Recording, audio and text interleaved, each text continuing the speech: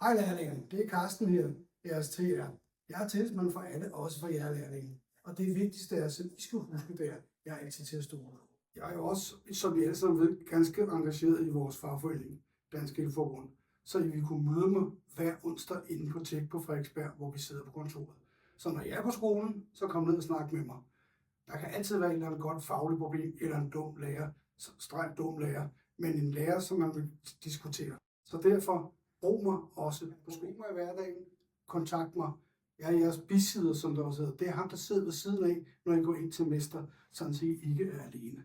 Det er vigtigt, at I skal vide, at vi er for jer. Der er flere ting, I som lærlinge skal huske på. I skal altid tjekke jeres lønsedler. I skal altså huske at sørge for at holde jeres ferie. Og hvis I ikke når at holde jeres ferie, så skal I sørge for at få flyttet minimum 5 dage over til næste år. Det er en af de ting, som alle lærlinge som regel glemmer.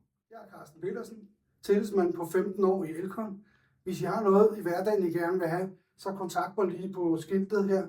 Der står med alle mine telefonnumre og mine fax.